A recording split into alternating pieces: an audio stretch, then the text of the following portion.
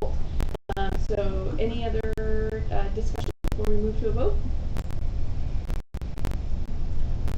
Seeing none, all of those in favor, please raise your hand or say yes. All right, all those opposed? And any abstentions?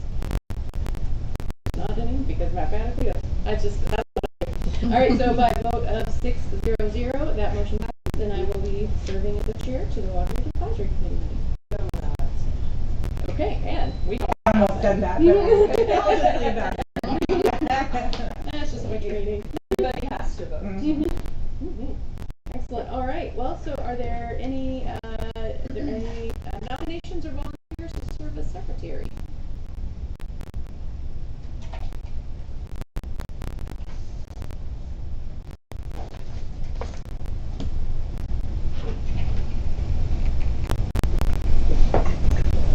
I could attempt to. All right. So we have a volunteer by Counselor Holt to serve as secretary. Is there any other nominations or volunteers?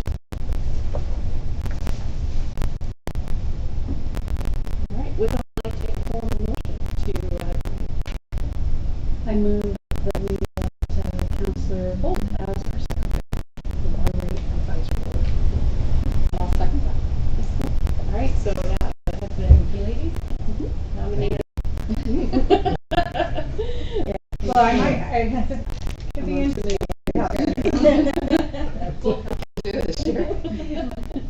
All right, so Councilor Shuck has nominated Councilor Holt to serve as secretary. That has been seconded by Chelsea Connie. Are there any other discussion before we move to a vote? Seeing none, all those in favor of Councilor Holt serving as secretary to the Water Rate Advisory Committee, please raise your hand or say yes. All right, all those opposed? By a vote of 6-0, that motion passes, and we have elected secretary. Congratulations. Is everyone present? Yes. Everyone's present. All right, so looking at the next item on the agenda of approval of the minutes from January 31st, 2022. Those minutes should be in your packet. Oh, I was late last year too. Oh. Inconsistent folks.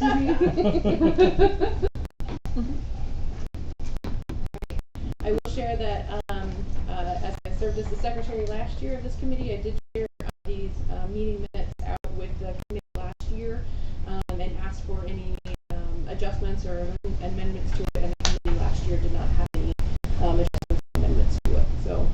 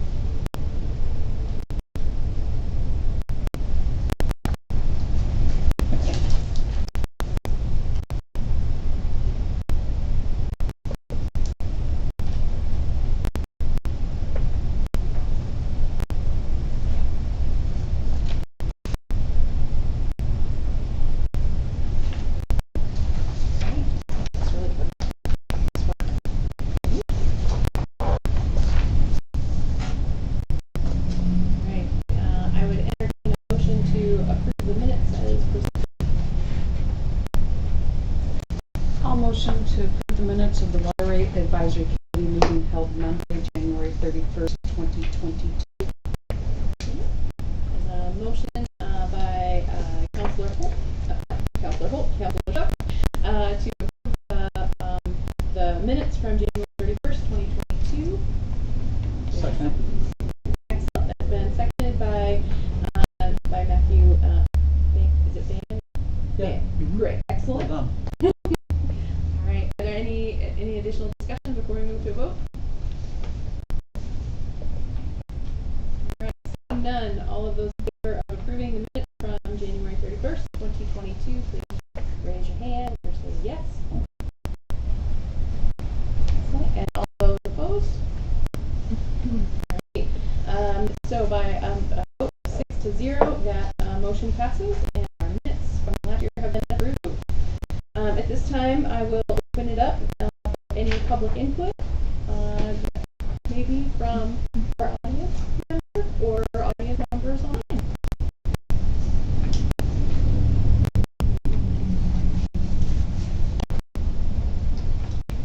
All right, seeing none or hearing none, we'll move to reading section 47 of the city charter. So what I have pulled up in front of me is actually section 47 of our city charter, and so I'll go ahead and read that as it's posted on the City of Creswell website. So section 47 is water rates. A, notwithstanding any other provisions in this charter, the City of Creswell, beginning the fiscal year following passage of this measure, shall determine water rates on an annual basis as part of the budget adoption process.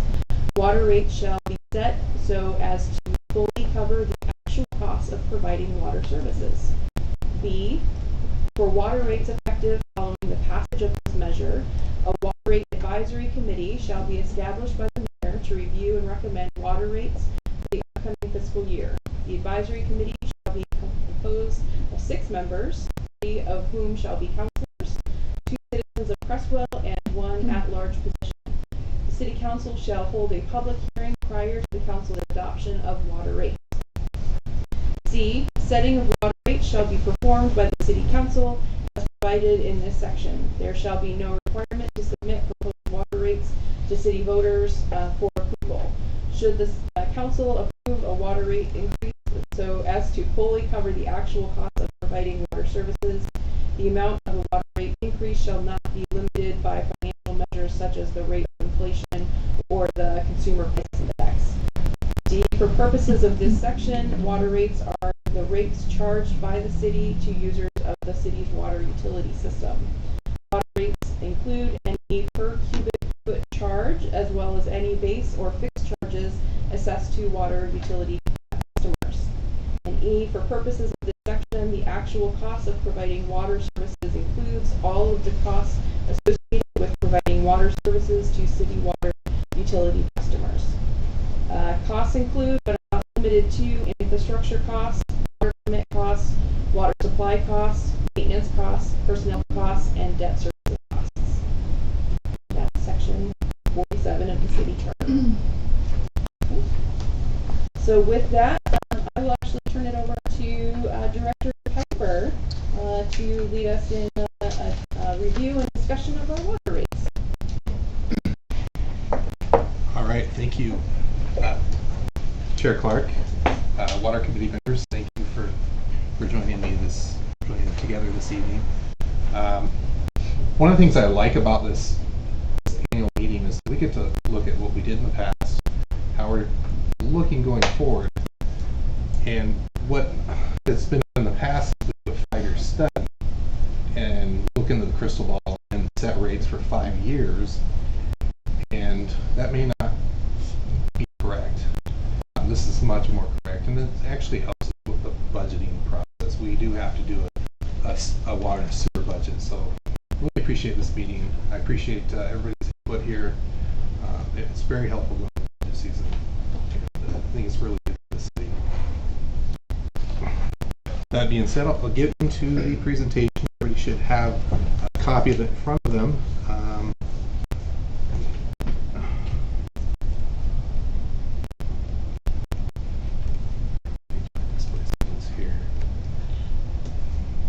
All right, right, so for those who are new, we have looked at the methodology and looked at the users of the system. Not a whole lot has changed since we began this process, I think back in 2016. Majority of the users of Creswell water are residential. We have 93% of our users are residential users. That being said, the residential usage, the amount of water the residents use, including multifamily dwellings, equals about 86% of the water that's used. 3/4 inch meters equals about 96% of the system. And you'll see why this is important as we get into the methodology. The methodology that Creswell uses, and it's very common, is in other cities you'll see this is called a potential demand-based methodology. It's based on the meter size. It restricts, meter size restricts water use, so you can kind of guess who your biggest consumer is going to be based on the meter itself. The base rate, as was addressed in Section 47 of the city charter, has to cover the fixed cost, and the balance of ability to pay and cost of service is managed through this potential demand base. That means that we saw most of the system is residential. There is commercial here, and as we bring on more commercial, that will help.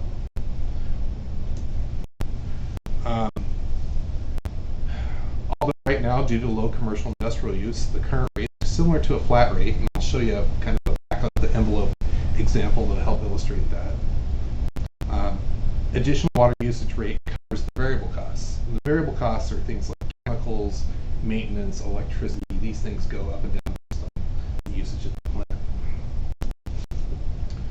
That simplified view of the base rate and fixed cost, if you take the 2,133 meters we have currently at the $48.84 base rate per month, and you multiply that by 12 months, it's going to equal $1,045,341 projected annual base rate revenues. Personal services and debt service, I've carved these out because these are primarily our fixed costs. The debt service is paying for the capital improvement we put around and built into the plan.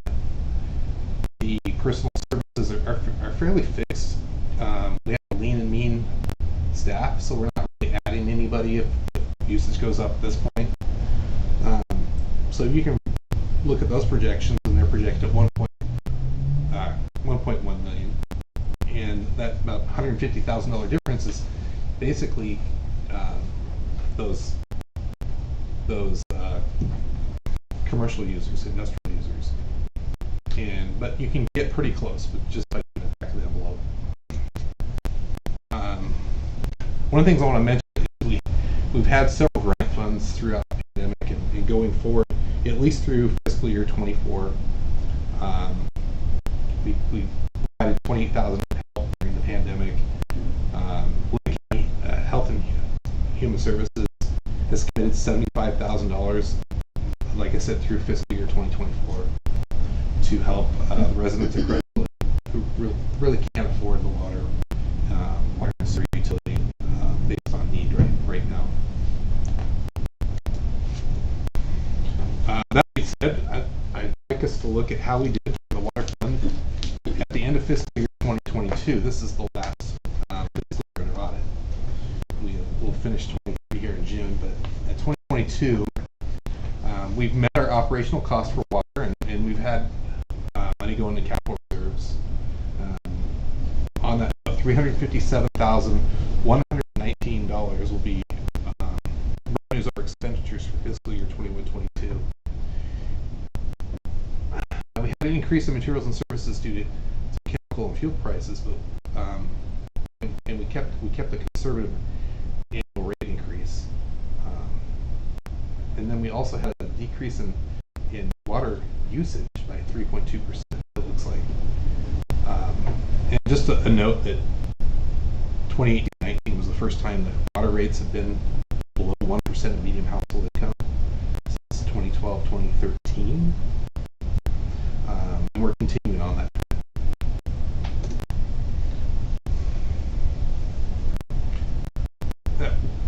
That being said, if the committee were to approve a 3% annual increase for the coming fiscal year and continue that trend through 2026 with the expected increase in median household income. As you can see in 2021 and 2022, and even this year, according to the U.S. Census Bureau for the city of Creswell, we've increased substantially in median household income. I think this is probably a trend you see across the state, probably across the nation. And water rates have gone up minimally over the last 6 years, 7 years. That being said, there was a 5% annual rate increase approved by this committee, and then continued that trend. You can see we'll start eating into that affordability index, and we're trending upwards on our rate. Now back to revenues over expenditures. Why do we have revenues over expenditures? And that's because we need reserves for future capital costs. And we have some numbers out of our water master plan, things that they're facing in the next 20 years. And I believe priority 1A and priority 1B is next 5 to 10 years. One is supposed to be within 5 years. 1B should be within 10 to 15 whenever we can afford it. And there's actually another category that's driven by developers. It's not in this, but yeah. So the whole plan is a 20-year plan. And Is the arsenic removal current? That number. Are we working towards arsenic removal now? And we're working on that. That's a 1A project that we have the COG. yeah, do you want to elaborate on the arsenic removal project and why it's important? Yeah, we have a limited amount of water rights on the river, and so as we grow, we have 2 well fields. They're both semi-shut down because they have an arsenic level in them that is not acceptable to serve. And so as we move forward and we need additional water rights, they're going to have to look at our water fields, and to make those potable and usable, we're going to have to put in an arsenic removal plant in front of our existing plant. So that's what that indicates, is a arsenic removal infrastructure to be able to use our well fields. Okay. And so that $415,000 price tag, that's the study. And once the study tells us, okay, you can do it, this is how you do it, then we'll have some actual infrastructure costs to follow up with that. That's correct. And one thing I should point out is these are 2018 numbers. As everybody knows, inflation went through the roof, so that number is much lower than the actual will be. Right. Right. In 2018, I think we were looking at 2% annual inflation in the CPI. I've got an actual chart I'll share with you on inflation that came from the state of Oregon. Their economists released a report. The Fed was really hoping 2%. They were hoping 3% by the end of 2022. That didn't happen. Obviously, we're still sitting at 6.2% CPI, but they're hoping, at least the state economists are projecting, that we'll kind of trend down like 4, and then we'll hit 3% inflation, and then hopefully 2%. This is like 23, 24, 25. So even the state thing, it's not going to be a soft landing like we hoped. That we're kind of slowly getting back to that annual inflation index. But you're right. I mean, the rule of thumb before things were crazy was like you just projected 3% a year, and you'd have years up and down, and you'd, over the long run, you'd hit about 3% a year. So, sorry, can you clarify? So the arsenic removal infrastructure is purely just for the testing portion, or the, am I clear? And then they'll create a plan. Is that plan to deal with the arsenic included in the 1.8 million for 1A, or is that going to be in addition, or is that going to be additional funds necessary for 1A? No, Forward with that is pulled out of the 1A project. It's a 1A project, but it's not added into the 1.8 million. I think that's what you're asking. Yeah, no, Great so the question being, is the arsenic removal improvement the 2018 cost to actually get that system in place, or is that just the study necessary? It's both. The study's like 75,000, Okay, and then the infrastructure is what the remainder is. But like I alluded to earlier, it could be Yeah, well, yeah. quite a bit more than that. Okay, cool. All right, so we're saving money. We've been saving money, and the reserves, I can get to that. And the next one, so historically, we've got 21, 22 under wraps. And I show what the water capital reserve fund looks like. So every year we transfer the prior year's budget, audited, any results, whatever leftover expenditures, gets transferred to the capital improvement reserves. And so you can see this green row at the bottom of these budgeted transfers, and you'll see that the 357,118 gets finalized on the audit.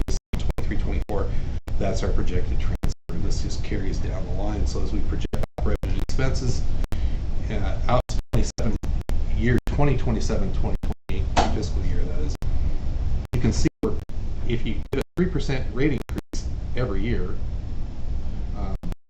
you'd end up at 4.1 million sitting in reserve. So we're looking, you got to factor in some inflation, but we're looking at meeting that close to that 4.8 million that we need to get to.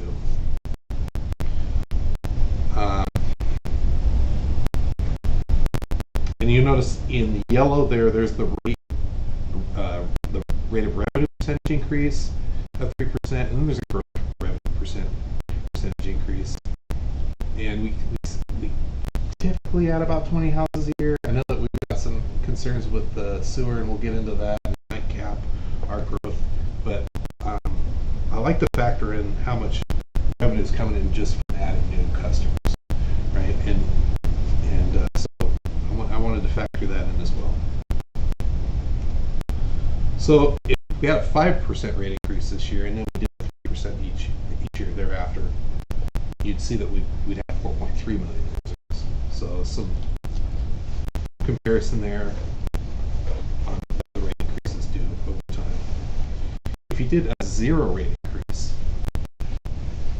say you just kept the rates the same, and then did a 3% rate increase every year, that's kind of just keeping up with inflation. Drops the reserves down to 4 million, from 4.1 to 4 million.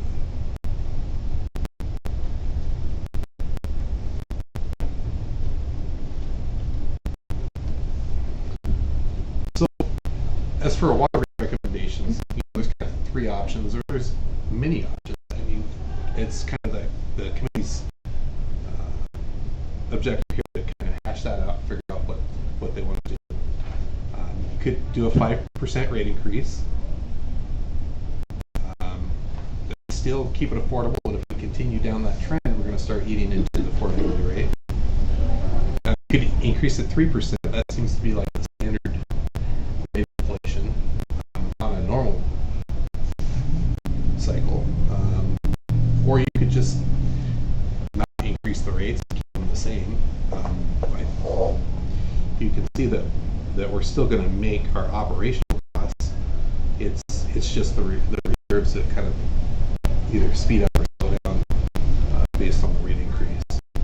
And we do have some real projects that have to get done, and one of the priority projects that we should mention is the distribution line for the water tower. Right, that seems to be a real hot priority. I'll let you explain it. Right. I'm sorry. Could you repeat what that project is?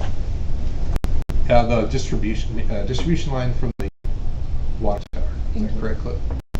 Yeah, so it's a transmission line. I think it was put in 1961. Don't quote me on the year. It was put in to basically a main line straight from the water plant that supplies water up to the reservoirs. And it was put in before a lot of housing was developed, and it's on the south side down here. And as it is now, it's an old 8-inch asbestos concrete, which is material that's not approved anymore. And it runs back a lot across the streets and through people's backyards. So if we ever had any sort of an issue, the big earthquake is the one popular. But if we did have an issue, it would severely hurt our water supply and would also cause a bunch of damage to housing. So that's probably our #1 piping project, is to get that removed, out of service, and then reroute a new 12-inch main out into the street, into the public right-of-way, so that we can have reliable reserve pipeline to our reservoir. What streets would that be? It would come down the back of the reservoir, which is on the hill. It would hit Queens Avenue. It's all in the water master plan, but it comes down 7, crosses over, I don't remember which street, maybe like Evelyn, somewhere in there. It comes down Holbrook. It's deep for a little bit, and then runs down 5th and then Oregon Avenue. Is that messy. It is. Is that the seismic grant that we apply for? Yes. Grant pending. Not sure where it's at. We keep asking for more information. We keep getting, I think it's been ongoing for going on 2 years. Yeah, it's a FEMA grant, and grants take forever. So, So we're not sure where we're at. we're in the process of, we've made it through the first round, and we're into the second round. But FEMA won't approve a grant. They won't tell you if you're approved. They just keep putting you forward into the next round. So we don't really know if this is ever going to be funded or not. But we are moving forward in the round. So there is merit to this project, and it is important to our community because of the earthquake possibility. If we have a large earthquake, it would be devastating for a good portion of our population. And as we move forward, if it does not receive funding, then the city will be funding it ourselves, and it's a pretty high project. Do you recall, just off the top, I don't know exact, I don't have it in I front of me. don't remember. I think a couple million, but Is the potential grant enough to cover, or is that something that we need to sort of like There- plan for some gap? there's a match, and Okay. it's 25%. that would be Yeah, FEMA's usually. And the numbers were 2 years ago. So Well, yeah, but it's like, oh, are we going to be $1 million short? Is it only going to cover a portion, or is that something we need to It plan covers for? about 75%. but we could be really surprisingly short because Sure. construction prices Yeah. really gone up. Yeah. Well, I mean, by the time you get the grant, maybe they'll go down. A year or two. Yeah, I like your optimism.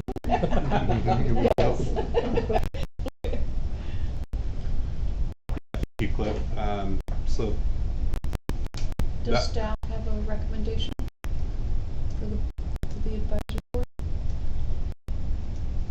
Do you have consensus, the three of you, on what you recommended? we haven't really talked about that. Okay. I'm really open. I think you should hear this. You should also hear the sewer side. You should also think about, I know this isn't the public safety meeting. I know this isn't the transportation utility fee meeting. I know this isn't Road right. But I think you need to see the big picture and then make a decision. I think as far as water goes, we've done a pretty good job of staying in a good place as far as inflation goes. I think we have some very serious things that we're going to have to take into consideration when we look at the sewer. That one is not near what it needs to be to provide the level of treatment and the repairs that the DEQ has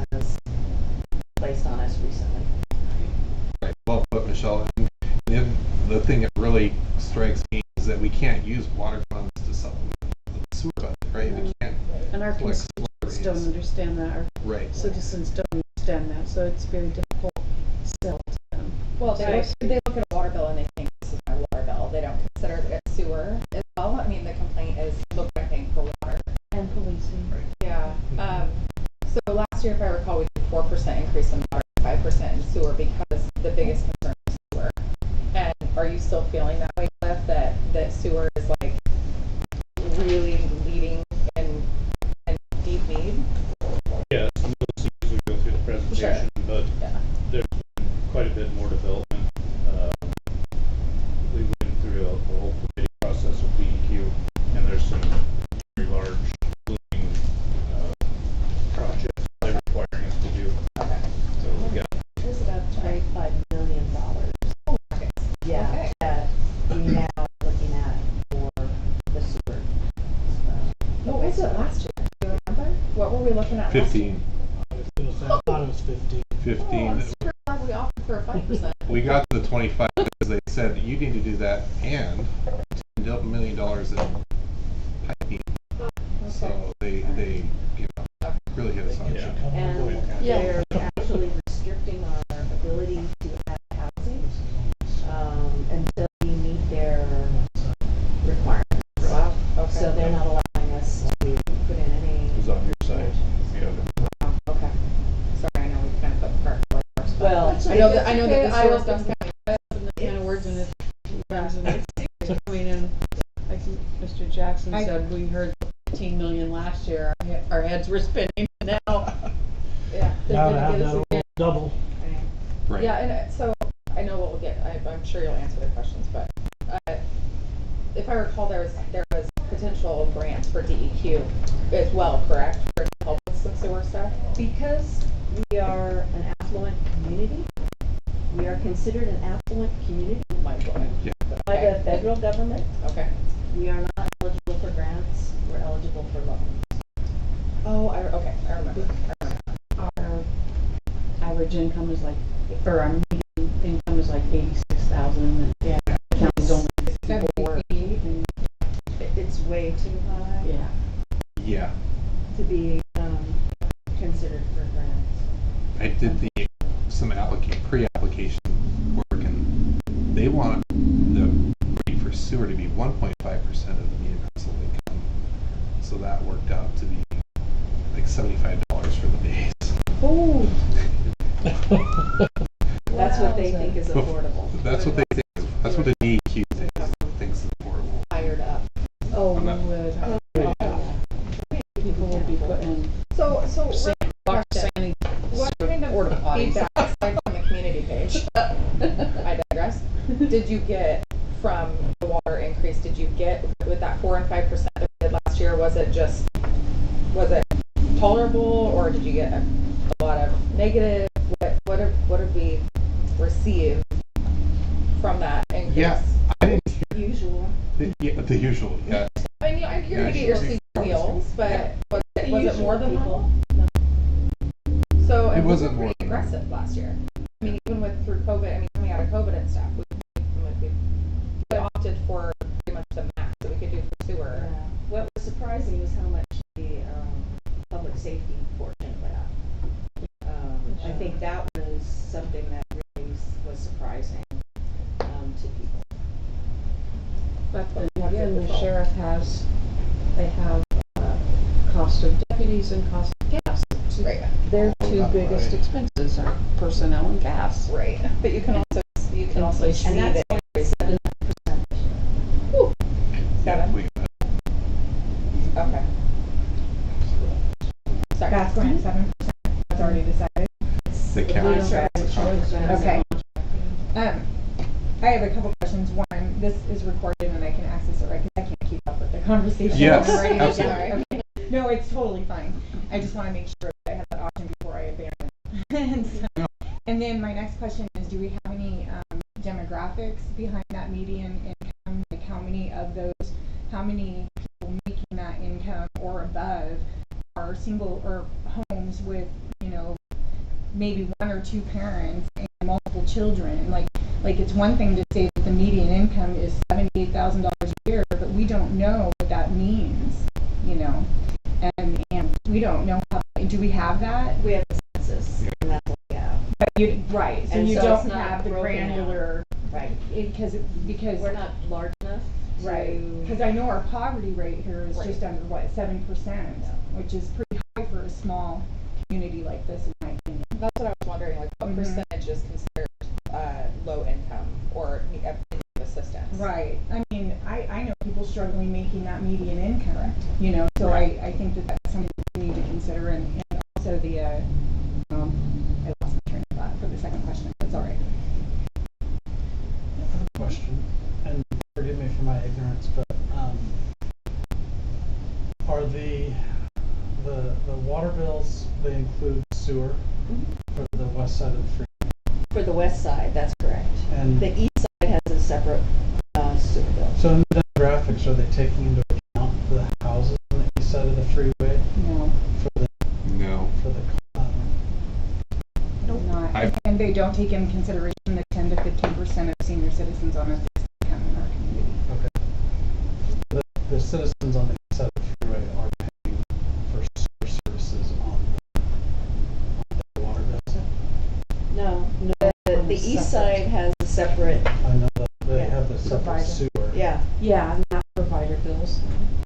Right. The folks on the west side are billed all one bill. It's broke out. There's water, sewer, and state. And it's all on one bill, broken out on that bill. Right. Okay, thanks. That leads me to another question. I apologize for not knowing, but why is it separated? Why is one part of the community paying for one thing and the other paying for another? Because the east side has a private sewer system. We do not provide sewer to the east side. Yeah, I don't remember when that was established, but it was part of the golf course development.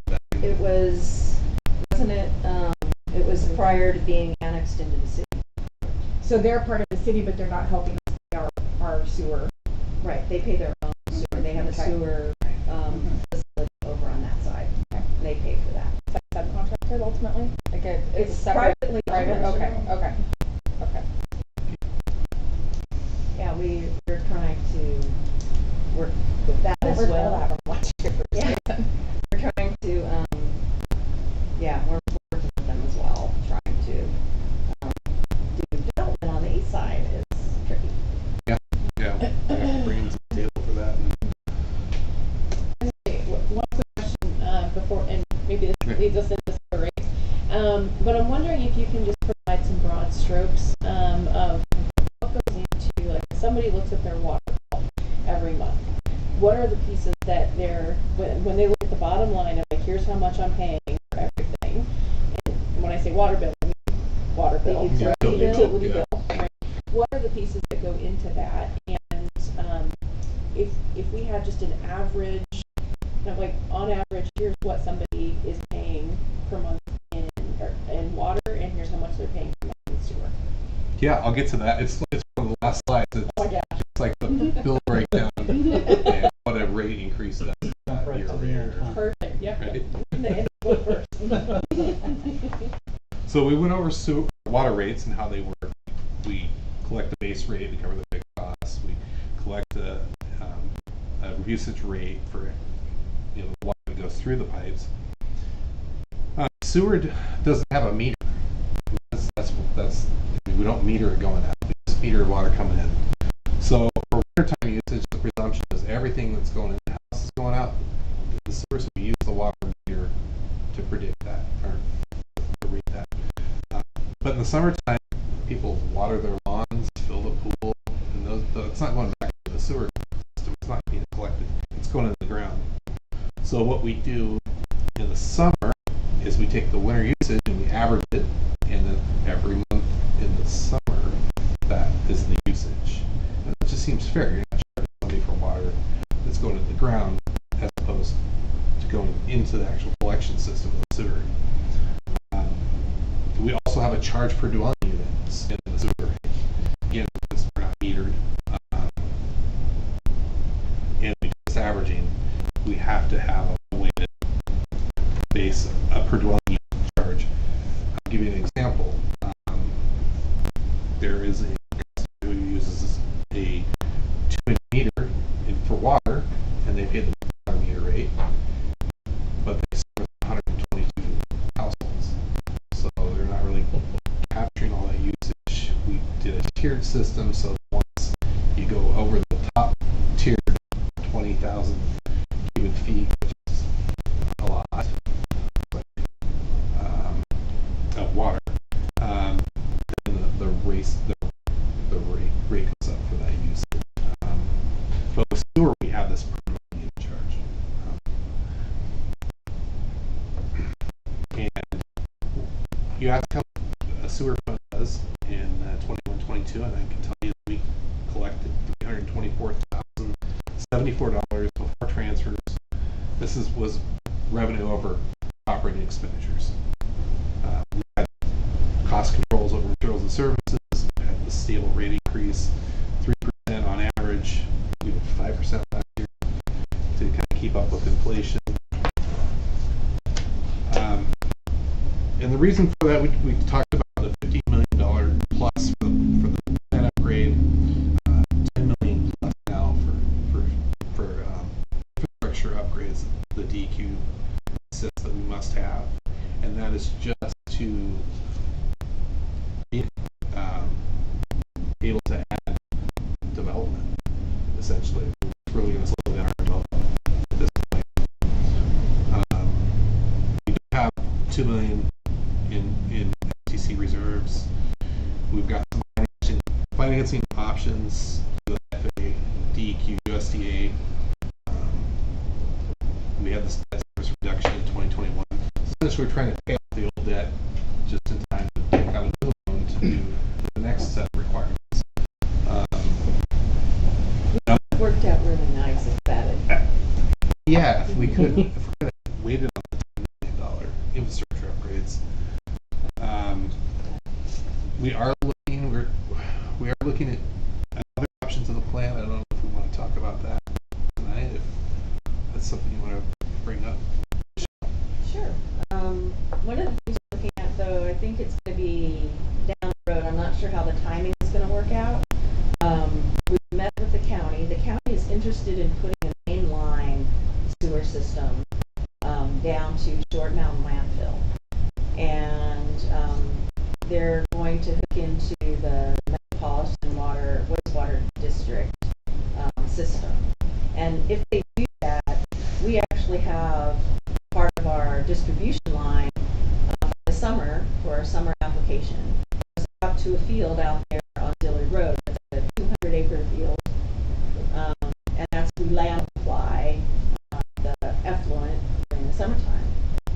That's right across the street. That is literally a bore underneath the freeway.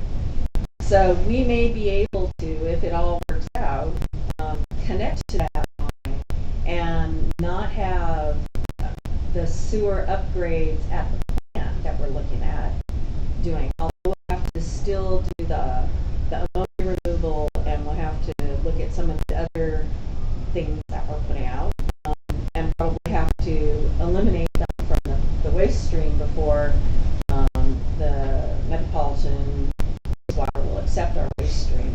But it could be a much more cost-effective alternative. We'll still have all of the costs of the collection system in town, so we'll still have an old system that has I&I that needs to be addressed, and we'll still have significant costs of maintaining the in-ground system, but we may be able to go to a much larger treatment facility that might be able to save us money, and down the road we won't have to carry the permits that we have to carry now, and we won't have to have the staffing that we have right now to meet the permit requirements. So again, this is in the discussion phase. It's 5 years, 10 years down the road before they could even consider it. I'm not sure, how long DEQ will give us to upgrade our plant, if they know that we're working with the Metropolitan Wastewater District. Thoughts, Cliff? Would you like to add? Yeah, just a couple. We have that new permit that I had mentioned, and it has a compliance schedule in it that says we will do A, B, C, D throughout the years. Basically, the end timeline is 9 years out, and we're supposed to have a brand new plant for it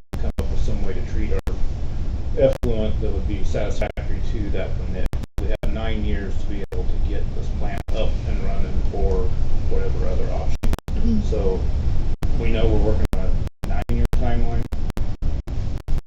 The thing I would add about maybe connecting to the metropolitan plant is that's not free. That would be a fairly hefty charge monthly for that to take our effluent. So Does that impact the sewer plant upgrade with 15 million or the infrastructure? So we did one not would that have one to do the upgrade at the plant because we would be sending our effluent stream elsewhere. We would not have to expend that 15 million, but we would have a per year or a per month fee Sure. to the metropolitan wastewater. Well, that 15 million wouldn't go away because it's obviously going to cost money to connect it, but it would decrease it. So, but it doesn't impact the infrastructure. The new 10, the surprise 10 million over the last year. Okay. Okay. One of the things to consider though, that would be a benefit connected to the metropolitan wastewater district is that we discharge now to a stream, and that is problematic. Most of our problem. We have a very small stream that we discharge to, and if we could discharge to a larger body of water, the dilution factor of that would help us out. But we can't. We've let us. We've tried every question. We've asked them every direction we could. We looked at putting a pipe to the river. We looked at putting a pipe to Creswell. We've looked at, and the DEQ has just really limited us to this little stream that doesn't have a name. And if we could get around discharging to that, that would be a benefit, maybe in the long run, to the community as well. Yeah, if it all goes through and we were able to do that, I'm not sure, obviously. It would be cost savings down the road because the plant is really only good for about 20 years. It's a mechanical system. It goes bad. It gets a lot of use and wear and tear. And then DEQ, under purview of EPA, always enacts more stringent ruling every year. So by the time you get through your 5-year permit, you'll have 4 or 5 more things you need to treat for, and you don't have a plant that was designed for those new requirements. And so, if we got away from being a treatment plant operated city, we wouldn't have to deal with all the new regulations coming down every 10, 15 years of an upgrade, or every 20 years putting a new plant in. It would actually be a much better operation for us moving forward down through the stream of time. You mentioned that they're not letting it like go in, new connections go in. Is that so? We have ultimately 9 years to catch up with this DEQ plan, but when does that lack of expansion start? The agreement, the lack of expansion starts immediately. It's This is not good for Creswell. No, it's not. It's terrible. It's so frustrating. Yeah. I Just cannot on the tell you. website though. Well, except that if you're putting something in that means main line on the east side, that's limited because the private system doesn't have any financial assurances in place. So the DEQ will not allow main line to be put in on the east side, and will not allow laterals to be put in on the west side. So the DEQ has us handcuffed right now. The order that we will be operating under, which starts this month, allows us to do certain activities and will allow us to incrementally add laterals. So if we do smoke testing this year, we get 15 laterals. 15. Yeah. We have someone right now who wants to build 75 apartments in town, which we need. And we have to turn them away. And we have to tell them, I'm sorry, maybe 10 years from now you can come to Creswell. It is really That's devastating. Is what it is. it is. It really is. I probably Yeah. Yeah. I mean, so in considering rate increases, how do we best verbalize that to the public? Right. Well, I think it's something that we're going to have to talk to the public about as a city, because because $25 million is a big ticket. And so it's not something that we're going to be able to just, slip in the bill. I think we're going to have to do a lot of explaining. The average, in my opinion, if I was just a landowner here, I'd be like, yeah, I live in Creswell because it's small. And that's what I like. I'm not so worried about growth. But as a business owner, I go, God, no. Like, we're growing at a proper rate. It's not becoming crazy. It's not Cottage Grove. It's not Eugene. We have proper growth. It's terrifying as a business owner to know that we're that stuck. Right. Well, we're almost built out. I know we're pretty close to that. So we in reality, we do have some work to do to increase our UGB, our urban growth boundary. But you're right. We're going to stay small because of this issue a lot longer than we would. It's really unfortunate because right now all this money is coming out for housing, and we're not going to be able to take advantage of it. There are programs that they're talking about for low-income housing, low-income people to be able to make affordable housing. They're talking. There was a program that they're discussing today on affordable housing, and we're not going to be able to take advantage of it. Multifaceted, for sure. It is, and the economy is scale. The more we grow, the more people there are to share the costs.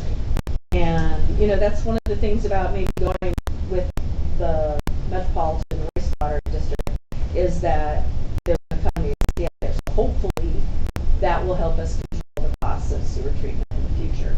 But again, I don't know. In your There's still- professional opinion, that's what you want to see happen. Yes. I thought, okay. And the timeline on that, you have no idea. I do not.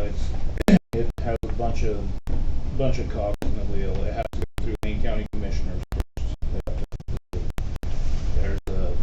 There's a development district in Goshen that we serve, and that has to kind of be hammered out. The wastewater district has to agree to take it, and then It has to grow. they have to expand some, and then that is underneath a board, and I'm not sure exactly what board it is. I don't think it's city council. No, it's a separate District board. independent district. They have to approve it, and then obviously it has to come to the city, and then our city council has to approve it. And the area that's going to be included, so Goshen and the county area, all has to, the landowners have to approve it. It's a Right, long there's some process. zoning changes that have to happen. Do you know how far south it goes? Right now, I think it services up Old Franklin a little ways. Not sure exactly how far. In meetings that I've attended, it's like 7 or 8 miles away from where we would potentially connect to. And it would ultimately dump into Franklin, Eugene, and route out that would go to their treatment plant.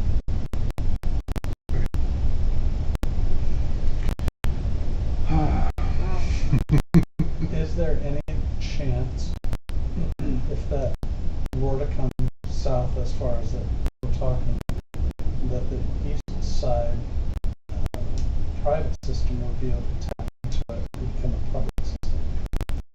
So I think there's potential, but you're talking about a private system that's privately ran, that's making income off of their system. So it would take the ownership of that system to want to connect, and I don't see that happening.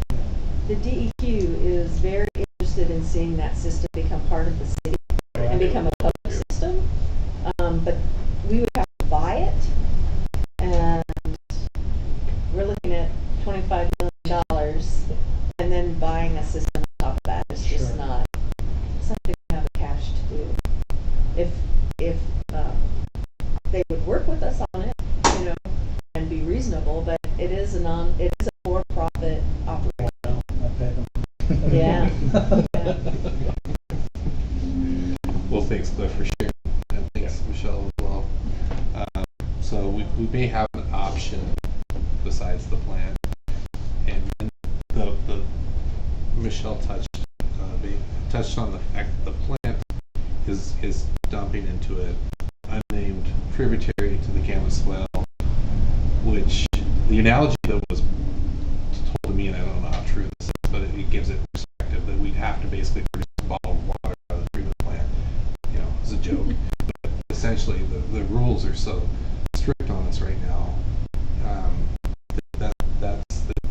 That's where the expense is coming from. The other thing I wanted to bring up is this: these restrictions, these requirements. DEQ. This is all new.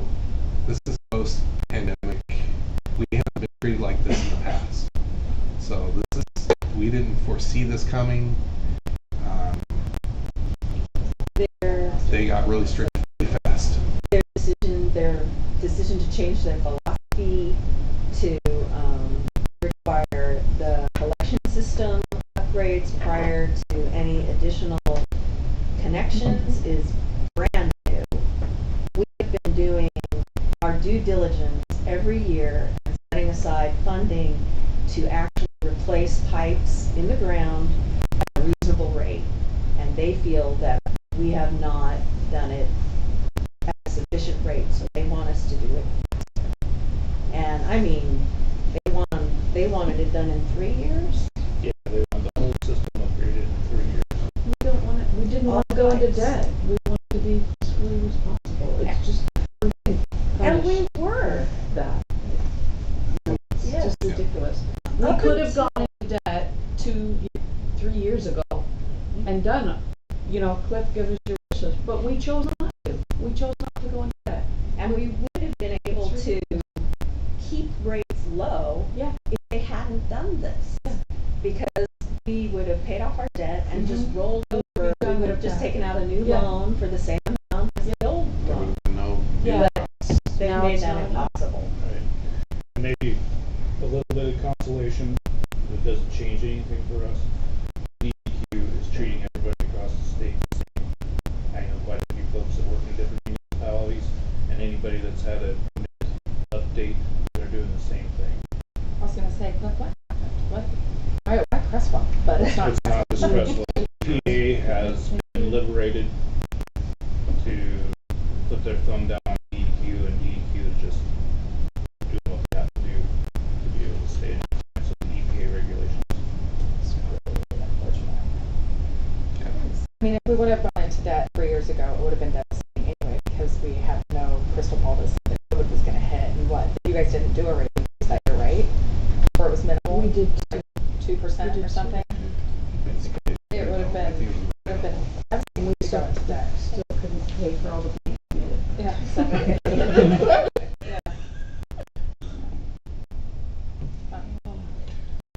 Yeah. So some heavy news, but I want everybody to know about what's going on with sewer before y'all decide on water rates and then move on to sewer rates and you get the bad news. So projecting out 3% rate increases year over year. We do have money set aside in the capital improvement reserves, like Amber had said, and 3% rate increase every year. By 2028, we've got 2.7 million in reserves, and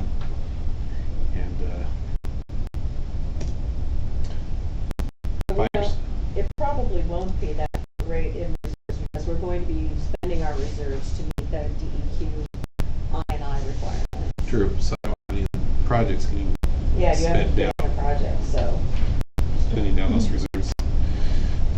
But fortunately, we have reserves and we can do these projects incrementally as required by the permit. We're gonna have to take out loans. Eventually, yeah. Varies.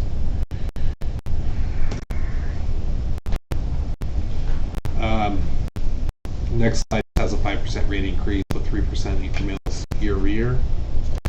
Brings it up to 2.8 versus 2.7 by the end of 2028 second reserves. Do 0% rate increase and then 3% rate increases. Brings those reserves down to 2.5 million. So you can see what the impact of not raising rates does. It just kind of make it harder to catch up later on. You're just going to put off a rate increase into another year, essentially, if you to get the same dollars in the reserves.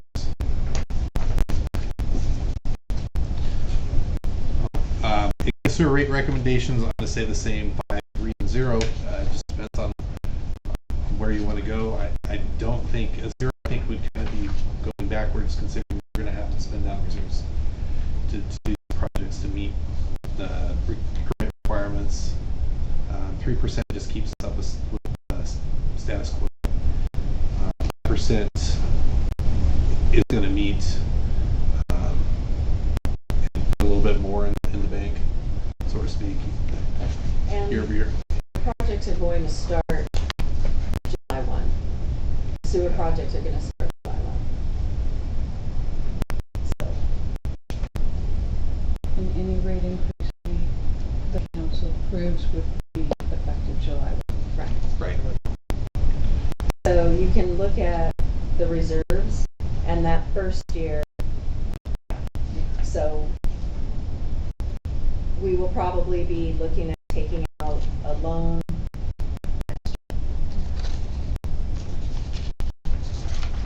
I have a couple things. One question, I was reading this, there says sewer rates are not outlined in city charter, with the mayor charters committee was recommending sewer rates as well. So if it's not outlined in city charter, what's the method prior to this committee recommending? Gosh, you don't want to know. So when I I first- actually do, that's why I asked. You do. It's going to be a scary answer. So before I came on to work in the city, there was this annual rate increase of like 0.5% year over year, and it had been on for decades. And so I forget what the first rate increase was. I think It was like 15? 8%. Oh, It was big. It was a big. We had to hit the accelerator to catch up. We were way behind. Okay. So since then, because the water rates looked at each year, we also look at the sewer rate and try to keep the increases. How was that percent determined back then? It was Was it part of the random. city charter, or was it, okay? Random. It was Okay. whatever the city council thought was politically. Okay. yeah, and it really had an impact on future generations, essentially. They took the brunt of the rate increases. So it was a good example of, if you for today, somebody's going to pay tomorrow to catch up. Sure. It had fallen so far behind that, specifically for the water, that's why it wound up in the charter, was because they were like, never again will it fall that far behind. It will always stay current. So Yeah, water rates was like 8, and then 4% 6 months later. It was essentially had a 12% rate increase at the very beginning. So, and then my other was just a comment. I was able to find some demographic breakouts, Okay. and looked like about 45% of our citizens are roughly in the 75K and above category, 55 below that, with 35% of our community being below the 50K. So I just wanted to. which is actually now considered the level at which you are eligible for assistance with the food pantry. Sure, but I mean, Just yeah, I know. I hesitate to say, well, it's okay to raise rates because they can rely on services. That's No, right. I'm not Okay. saying that. Okay. I'm saying that's the recognized rate now for food assistance. Oh, I see what you're saying. If you've got if you're below 50, you can now get. Sure. Yeah. And then also, one additional thing, just because it's here, we fall about 1.2% above, or higher than the Oregon average for cost of living as well. Because we don't have a butcher store. I have no idea. I can't answer that. Because our house. I have no insight into how they. Oh, Oregon. Oregon. Oregon. Yes. Yes. So that 75,000 in assistance from Department of Human Services, that goes through 2024. Yeah, 3 years. Yeah, I think it's 25. I have to go back to that slide. Do you know how much of that is remaining? Because that was the lump sum that they Like 20. 21 remaining. I'm just wondering if on average, you know, what an average water bill for like general house is probably like $120, right? Water and sewer. So I'm just trying to calculate. I pay my brain 100, 250 how- is the same person hardly using, so. Yeah. My dishes once a week. We get over That's 200 that bill. in the summer. Really? Just two people. If I water my lawn, I hit about 125. Just me and my teenager got 120. You That's guys crazy. must be good at conserving. Usually those folks that are in the higher tier Right. are irrigated. That's one of the biggest complaints I hear from I don't water community my members is that, Can't eat. well, that they're neighbor with 4 kids, they're paying the same rate. You know, is their neighbor with 4 kids when there's only one of them, right? That's one of the consistent things I hear in the community is how they feel it's the base rate is not balanced. Well, I'm just repeating. I'm not. Right. it may be the consumption rate that may need to be looked at, because the base rate is the cost of the fixed costs. I mean, everyone should pay the fixed costs. Right. Yeah. Yeah, we've talked about that in past years, where, okay, rather than blanket 3%, maybe we do like a percentage of the base and a percentage of the base rate. Because the base rate has a fixed cost, essentially, your debt service. So, base rate isn't necessarily going up as much as the variable cost of the usage rate. Right. So you The could variable cost should be. could split it. recommend a split, like, increase in the base rate and minimal increase in the usage rate. We think this happened in the past with sewer rate recommendations, if I recall right. But then we'd have to look at what percentage of Creswell is only using base rate. You know, I mean, because if we have 40% only using base rate because they're a single person in, you know, household, then how much is that going to cut our no matter what, everybody in Creswell still needs improvement to water and sewer, right? Could we- So if it's going to cut 200,000 by not bumping it across the board, then what's the point in raising rates? You When know. we first started under the charter looking at this, there were people who were snowbirds who didn't pay when they weren't here. And the base rate makes sure that everyone bears a fair share of the Right. fixed costs. Totally. And so there was a bit of pushback when they started having to pay that base rate. Yeah, they would literally go to Arizona and not pay anything for 6 months. Right. And yet we're still paying the debt service Yeah. every You're still month. paying to maintain it. Right. Yeah. Yeah. It still costs to raise your house. Right. So yeah, we did get some pushback. Have you done any numbers in regards to keeping the base rate the same and just looking at future increases for the additional? Consumption. I haven't broken it down to that I'd minutia. love to see that. The base rate was based on the fixed costs. So if Yeah. the fixed costs go up, the base rate goes up. Okay. Yeah, and that's going to be the personal services plus debt service. And debt service is fixed, but then you got personal services that go up every year.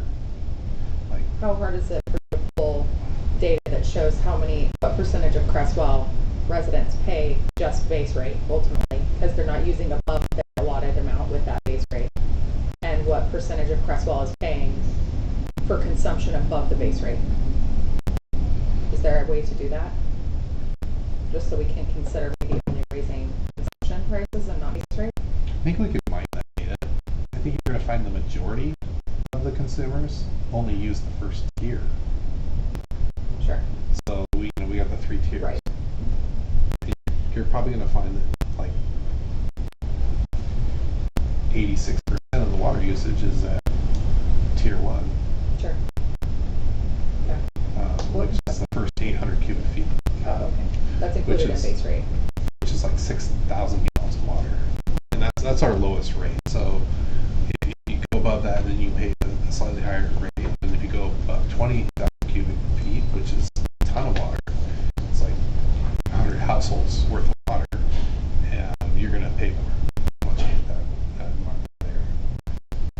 So yeah, if you're considering just raising usage rates, maybe you just raise tier 2, tier 3, because that doesn't affect That's true.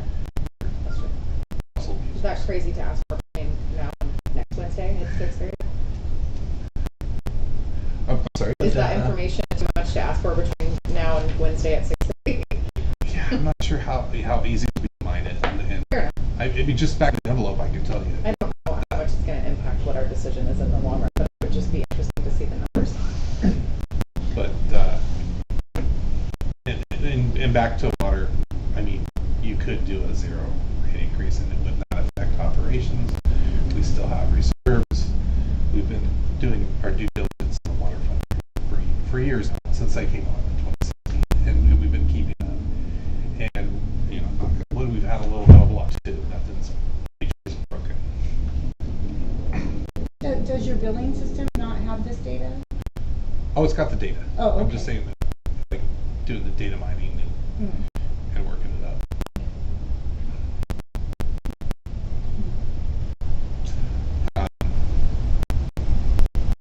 Yeah, so I guess my water recommendation would be just to maybe do a 0 increase on water, because sewer's going to have such an impact this year, and we're at reserve, we're meeting reserves and we're meeting our operating costs, and I think this came up when we did SDC rate studies too. Our consultant looked at that and said, hey, you're looking really good on the reserves. You don't really need to collect any more reserves. So it's not in For blue water. notes. For water. Yeah. So my recommendation, without time to split, would be 0%. But I don't want to put him on the spot either. No, that's not putting me on the spot. I think I agree. The next few years are going to be focused on sewer projects, so we're probably not going to have the time to do some of the water projects that we need to do. So not having an increase, at least this year, is probably not going to put us in any danger. That's kind of the beauty of this meeting is next year we can look at what the 0% did. And we can go, hey, we're a little behind. We can do a 1%, 2%. Now we need 3. That's kind of a nice thing, having this conversation year over year. Yeah, I suppose. How is our water supply as far as, are we going to need to consider looking at the arsenic removal improvements? Are we going to need to look at that in the near future, or is the river going to continue to? I know that we have had curtailment on the river, but you have been able to manage around it. Right. It's a little bit subjective, and it depends on how dry of a year we have. And I don't know if everybody's aware of how our water rights work, but we have senior and junior water rights. And the junior water rights are revocable to downstream users that have senior rights if the flow in the coast fork gets below, I don't remember what, some sort of a cubic foot measurement. And so when they pull those from us, we can only pull 1 million gallons a day legally in the hot part of the summer. So we do run up against a water shortage and a curtailment occasionally. But if we have a really wet spring and we don't have curtailment on the river, then we produce 3.8 million and we're fine. So in the event that we get the curtailment on the river, if that lasted for a 30-day period, we would really need those wells. So I know that's not like a firm answer, but yes, we need to look at our stick removal. We couldn't, we couldn't put those wells into use in 30 days because we'd have to put in the infrastructure. Right, yeah, we need to step done, which is the first step, and then start looking at placing the infrastructure and it's needed out. So we do need to look at moving forward on that, I think, as a minimum, just to make sure that we have enough water to serve the community. Oh, absolutely. And we can budget that. We do have it in reserves.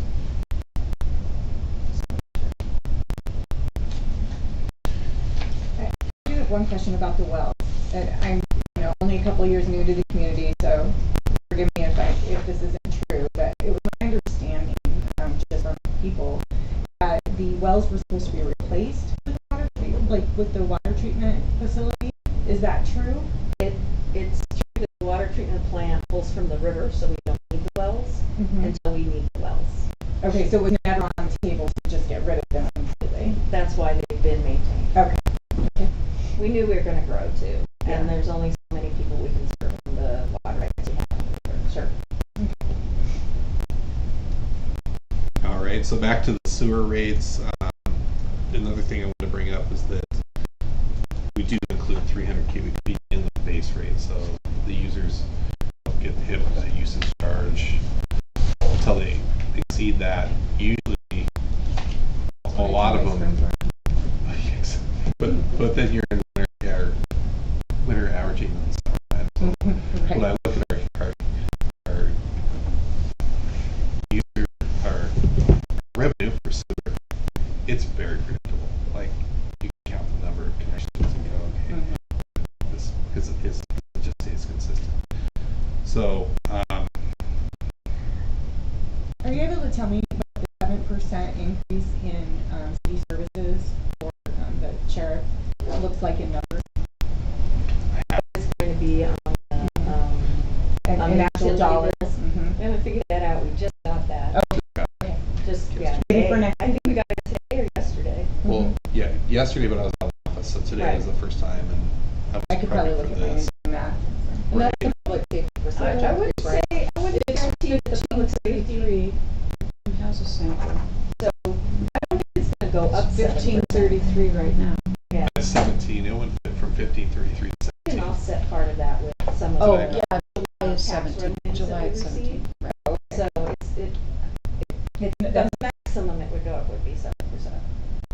Okay, fair. But we'll take a look at it, see what we think. Yeah, Although it is up to shock it's a shocker. how far fast it goes up. But we do have a nice safe city. We have a lot of law enforcement people who live here because we have multiple jurisdictions. Yeah, Mhm. so many jurisdictions. Yeah, because that's one of the things that we do have here. It's a relatively safe city. I've noticed in the last 6 to 8 months a lot more presence, and I've been quite thrilled with it. I like them a lot. Good. I think adding that fourth deputy too, just it did hold a huge. It Worth has every been- penny, in my opinion. Oh, good. I'm glad to hear that. Yeah. It's good a to lot get of me. feedback. Yeah. It's good to get feedback on the program. So I want to look at the clock and note what time it is. So we have about 7 minutes left in our allotted time. So I'm wondering, does this group feel like we can make a decision in the next 7 minutes? Or should we look at moving to or having an additional meeting next week, which we've accounted for? Okay, so I'm getting lots of nods of like, yes, let's go ahead and meet again next week. And so I'm wondering, does it make sense for us to make sure that we can finish the presentation that he's put forward, and then also maybe for us to develop a set of questions that we're looking to have addressed next week that can inform the decision? All right, thank you. I think we'll turn back. I'd like to be chair. Me too. It's on fast. So, I try to work up what it would look like to the utility bill, and I put in the historical year of 21-22 that was audited, and then we have the projected year this year that we're not quite done yet, but we know the rates. They started in July 1, and so we went from 124.45 for a 5,000 gallon or 668 cubic feet. I do not like the 100 cubic feet, but that's scientific CCF. I think they did that, so it's shorthand, right? But we can in gallons. I can kind of visualize it. I'm a visual person, so it's 5,000 gallons, which is standard, typical. Like 1 year, the first year I started here, I was like, okay, just for kicks, I'm gonna see what the average is for the city. Sure enough, it was like 5,500 gallons.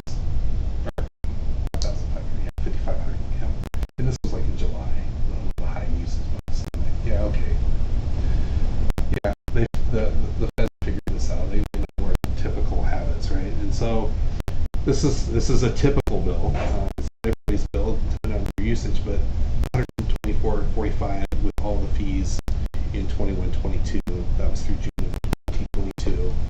Then with the increases this year, typical users paying $131.08 on their utility bill. That's including the new public safety fee, or the increased public safety. It's not new. It went up to $17. And so I projected 3% for water, 3% for sewer, and a 3% public safety, because I didn't know at the time I put the slides together what that was going to look like. It's going to go up to $134.99, so another $391 a month to the typical person, right? And so then I threw out the 5% just to see, okay, we got 5% on water, 5% on sewer, and the public safety fee is only 3%. What's that going to do? And so $137.26 next year, or an increase to $6.18. To me, these are practical things to know when you're looking at the impact of these rate increases. And then just 1%. I've been asked 1% before because it's easy to apply. Then 1% is, and you can just do the math. 7% is this, 5% is this. 1% increase is 54 cents to water, 60 cents to sewer, and we don't know what the public safety fee is going to be yet. 3% increase in public safety fees, 49 cents. So just 1% is $1.63 for the average 5,000 gallon a month user. So just some comparisons to practical slides there. I hope this is helpful. Make a decision. Thank you. And I'm interested to hear any questions and stuff I can prepare for the next meeting. It sounds like looking at water users is more or less typical. Yeah, just kind of a basic overview of that breakdown would be cool if you can get to it. Yeah. I would be interested in knowing, now that we know what the public safety percentage is, like what that max is. I would be interested in knowing, and I know that's not a decision for this committee to make, but I'd be interested in knowing kind of what is the overall impact of 7% as we think about then a 1% or a 3% or a 5%. So similar to what you've broken out here, but with 7% under public safety. And remember, the city council is also thinking about a transportation utility fee that could go on here, and that could be another $3.75. Yeah, $3.75 if they want to do I'm guessing the city council will that range. have the ultimate say on that one. Yeah. But Yeah, staff is comfortable with the amount that's generated for our streets at 370. And then So- stay tuned for next fiscal year. We've got a storm drain master plan that's complete, and we'll have to start collecting the storm drain fees. We're asking a lot from our community time Yeah. next year. Unfortunately, This year as well. we don't have the ability not to ask. I mean, we have to have the storm drains going in. That's a state requirement. Yeah, the Yeah. government would let us decide. Yeah, that's the unfortunate is we have a lot of And external if the parties. government would change how we can use SDCs, Right. That's a our big roads thing. would be taken care of. If we raise water 1%, we raise sewer 5%, and public safety goes up 7%, that's $4.70 on this individual bill. If then we add in the roads fee, it's $8.45, $8.45 a month increase. I don't know what to do. I don't think I'm it's glad relative to, if considering I were inflation. still single, I would probably think that. I think, But but I less think incomes, yeah. I do think, to Councilor Holt's point, that their low-income people are just struggling, and I think Not just low income people, but middle income people are struggling. we have programs right now that are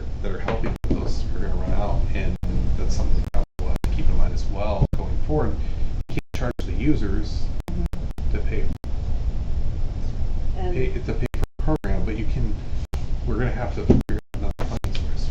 I do want to ask one other question regarding the programs because Mr. had mentioned that when we were discussing with Jeffy and how well their services available, right? I'm curious, the services that are available to help with the utility bill, what piece of the utility bill are they helping with? Because I feel like they're not paying for good services, are they, right?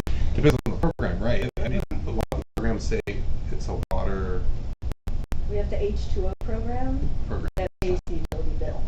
So it doesn't matter if it's water, sewer, whatever. Okay, that's what I was The wondering. H2O program, Mhm. but that's a program where people donate. Donate.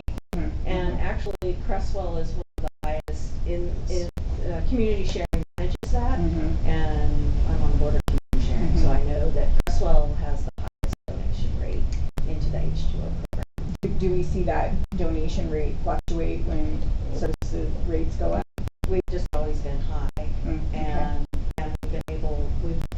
I don't think we've run out, and it is supplemented by some of the dollars that community sharing receives from the county.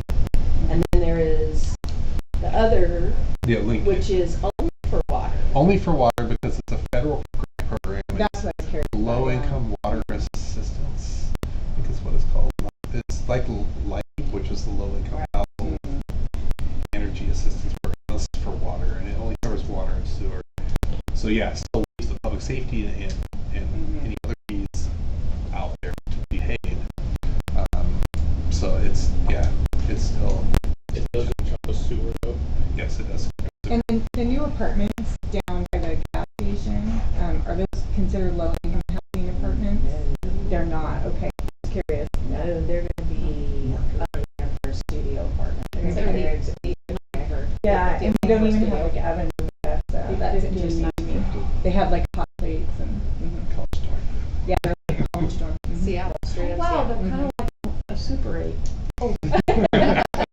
Weird how that is, isn't it? Originally, they were going to bust up the rooms and have two When bedrooms. I was the and- planning commissioner and we approved that, it was a totally different plan. Oh, is that Very disappointing. that's interesting. Yeah. Well, so before we adjourn, like, so very sorry. What other questions, do we want to make sure that, staff are considering or prepared to come back with next week? Or questions that we'd like to have addressed for next week so that we can make a decision? I think it would be good for us all to brainstorm the delivery of this to the citizens, even though that's not the charge of the committee. The three of us have to go back to council and present the consensus of this committee. And it would be nice to be able to throw some ideas out when that question is going to come up. Other counselors that aren't sitting in here seeing this presentation are going to ask, how do we explain this? And we have the newsletter, we have the social media, we have the newspaper. We get people to Video. do it. I think you should approach the university and see if there isn't a program that maybe we can tap into where we can actually do a video on what's going on with the sewer system. Because That'd be great. So, it's not, explain it's not this. going away anytime soon. And the streets too, I think. Explain the need or explain the decision to increase the rates? The need. Okay. That's the That story. was mine. I was wondering if we could get a breakdown on the debt that is currently being serviced and the terms and what we'll be looking at for future debt. I know terms can't be really determined at this stage, but interest rates are higher. We are able to get very low rates on, and I think when we asked last time it was 4%. Yeah, and that was high for So, what they normally. Yeah, generally they're So- 3 or 2%. But we actually get to that point, like we have to do a study, or we have to have we have to amend our master plan before we can even go to them and say we're borrowing for this. And the USDA will look at it and set the rate. So the rates are affected by the interest rates that are available commercially. So if we can wait and get those till the interest rates go down, we'll also get a better rate from the USDA. How much longer do we have on the current?